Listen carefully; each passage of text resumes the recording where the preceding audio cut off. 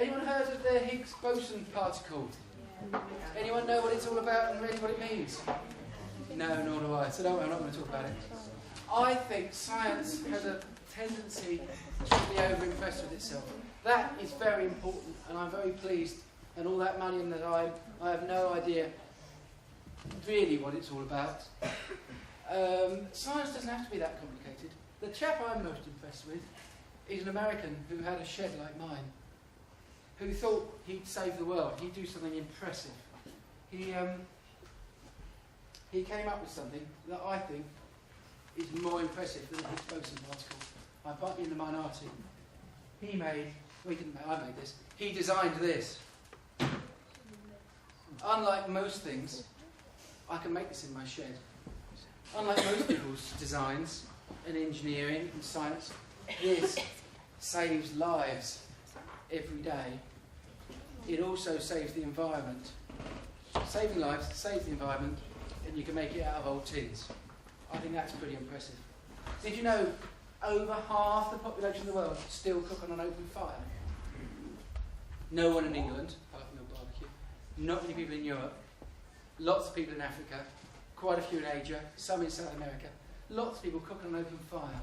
Now, you don't have to be much of a scientist. You have to know too much about heat loss and all this to understand. If you build a fire up and stick a pot on it, a lot of that heat is being wasted. A bit of it's going to the pot. And if you're poor, you don't want to waste anything. We waste lots of stuff. If you live in an African village, you don't want to waste anything, even wood.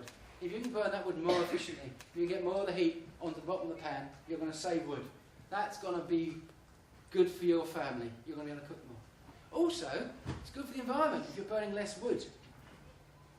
The other thing about cooking on an open fire is the wood doesn't burn very well. And if it doesn't burn very well, it gives off smoke, which is not very nice, makes you cough. It also gives off carbon monoxide, which is not very nice. It kills you quite easily and without you noticing. 1.5 million people a year, they reckon, die from carbon monoxide poisoning due to cooking. And in case you think that's really sad for Africa, so far this year in the New Forest, 2 children have died through carbon monoxide poisoning when their parents have pulled the barbecue just a bit close to the tent flaps. They're not daft, these parents. They didn't put it in the tent. They're not going to catch the tent afire. They just thought the weather's pretty bad and they're camping. They brought the barbecue pretty close, then forgotten about it, and it's died down. And when it's died down, it's actually burning less efficiently. And a bit of wind's just brought this carbon monoxide in. You can't smell it. You don't choke or cough. You just absorb it, and it gradually goes into your blood, and then it poisons you, and then you die. And 2 people died.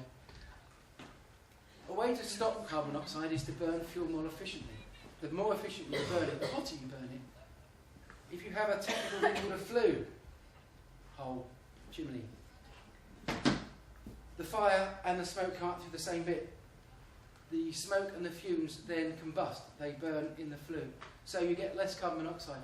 So this chap not only designed this thing to save fuel, to save the world, to save lives, he then didn't patent it. He didn't make a company to make it and sell it to make money. He then left his home and went around the world showing them how to make it. And where they found old tins, they made them out of tins. Where they found riverbeds, they made them out of clay.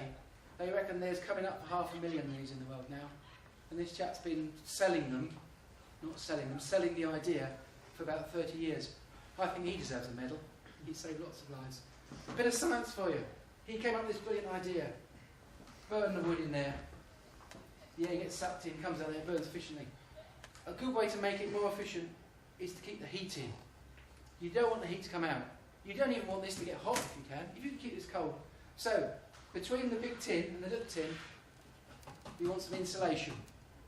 Anyone can think what you put in these 2 tins to insulate it. Yes? Wet sand. Wet sand. Not a very good idea. It's an idea. Thanks for playing. Wet sand, the wetness would warm up and evaporate, and you'd lose that after you've cooked it a few times. Also, sand's pretty heavy, dense. It takes a long while to heat it up. All that wood going in there would have to heat the sand up before it got hot enough to start heating the food. You're wasting the heat by heating up the sand. Then it cools down, you have to heat it up every day. You want something light. What else could you use? Remember, we're talking, you can't go to ICI and get some heat-resistant foam. You need something in Africa, in Asia, in South America. Something they've all got, yeah? Mud. Mud, dirt. It's pretty heavy. It tends to be wet. When it's dry, it's pretty heavy. And it also has stuff in it that tends to burn. You know, like dead plants. Some of it won't. It's either going to be, mud's going to be bits of stone, which are heavy, bits of dead plant or animal, which burn, yeah? Coal. Coal. Doesn't that burn? Don't we dig up coal so we can burn it? Yeah, no, coal's unburnt fossils. You need something. I'll give you a clue. One thing that won't burn is something that's already been burnt. You can't burn something twice. Even charcoal really only gets half burnt each time. Yes? Burnt wood. Sorry? Is it already burnt wood? Burnt wood. It is burnt wood. What do you call burnt wood? Ash. Ash. The other thing is, every cooking fire's got a big pile of ash. He came up with a brilliant, I think it's brilliant because it's simple. He filled it with ash because everyone's got it. It's a waste product. So there we are, built of ash. I built this using tin snips, old tins. The most technical thing I used is a pop rivet gun. You all wear pop rivets at the weekends.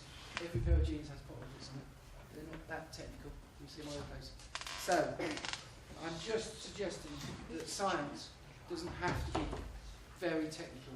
You don't have to be good at science to come up with a scientific answer that will save worlds, save lives. You don't have to be good at English to write a book. I did an O level.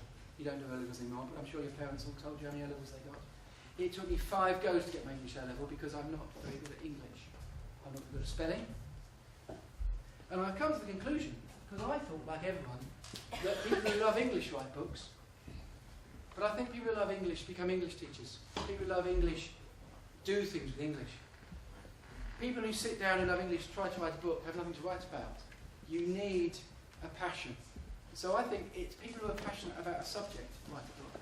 Because what they want to do is they want to show it from their perspective.